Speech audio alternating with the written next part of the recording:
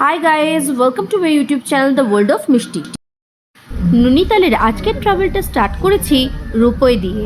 কালকে তাড়াতাড়ি বন্ধ হয়ে যাওয়ার জন্য আমরা রোপওয়ে ট্রাভেলটা করতে পারিনি, তো তাই জন্য আজকে রোপওয়ে দিয়ে স্টার্ট করলাম। রোপওয়েতে 390 টাকা অ্যাডাল্টদের জন্য এবং চাইল্ডদের জন্য 290 টাকা খরচ পড়লো। রোপওয়ে থেকে নেমে আমরা চলে গেছিলাম নৈনিতালের 360 ভিউ বলে একটা জায়গায়, যেটা কিন্তু একটা অ্যাডভেঞ্চার অ্যাক্টিভিটিস এবং জিনিসটা ভীষণই সুন্দর এবং ছোটরা খুবই এনজয় করে।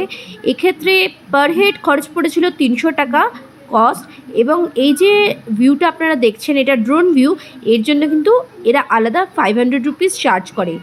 তো যেহেতু একবারই নৈনিতালে এসেছি, তো আমার মনে হলো এটা মিস করা উচিত হবে না, অ্যাডভেঞ্চারও হবে এবং এই ভিউটা সারা জীবনের মতন আমার কাছে থেকে যাবে। তো যারা আসবেন এইটা করতে চেষ্টা করবেন, কারণ এইটা একটা দুর্দান্ত অভিজ্ঞতা, যেটা কিন্তু ওয়ান টাইম। তো এইরকম লাগে উপর থেকে, আপনারা দেখুন কীরকম দেখতে লাগছে।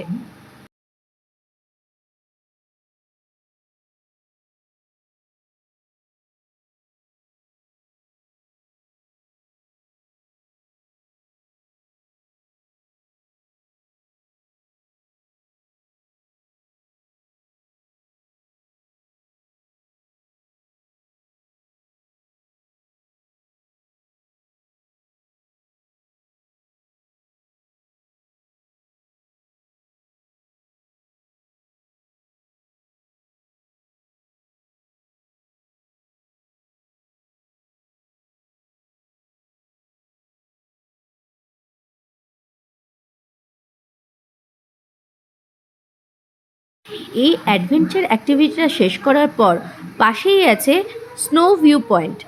এইখান থেকে হিমালয়ের পুরো ভিউটা খুব ক্লিয়ারলি দেখা যায় এবং আমাদের ভাগ্য ভালো, আমরা হিমালয়কে একদম ক্লিয়ারলি খুব কাছ থেকে দেখতে পেয়েছি।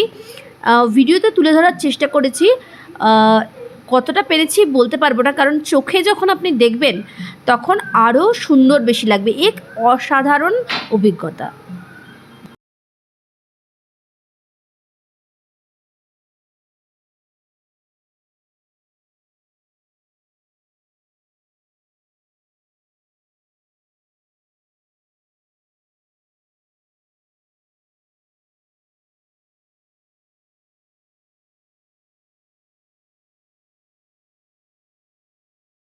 এরপর রোপওয়ে করে নিচে চলে এসেছিলাম, উপভোগ করতে করতে নৈনিতালের অসামান্য সৌন্দর্য।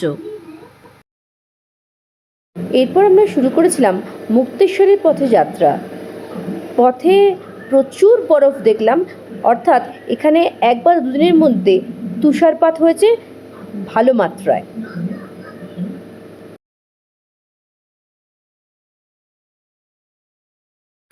মুক্তেশ্বর যাওয়ার পথে আমি সাক্ষী হয়েছিলাম এই অসাধারণ সানসেটটা, সেই জন্য এটাও আপনাদের জন্য আমি ক্যামেরাবন্দি করতে চেষ্টা করেছি।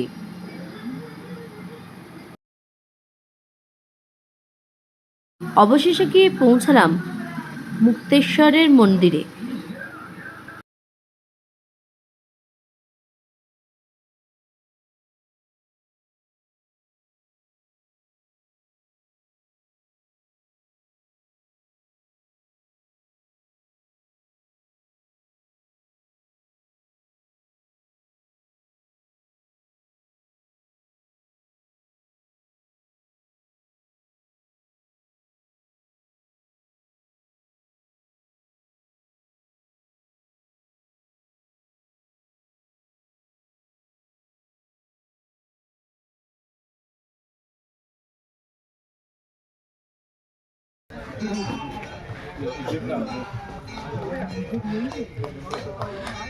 छोटे छोटे स्टेप।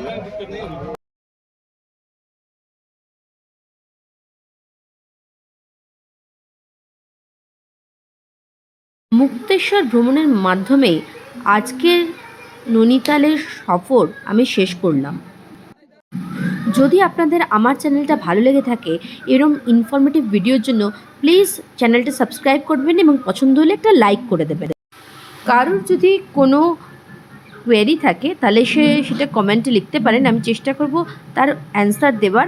এবং দেখা হচ্ছে আবার কালকে নতুন কোনো সফরে।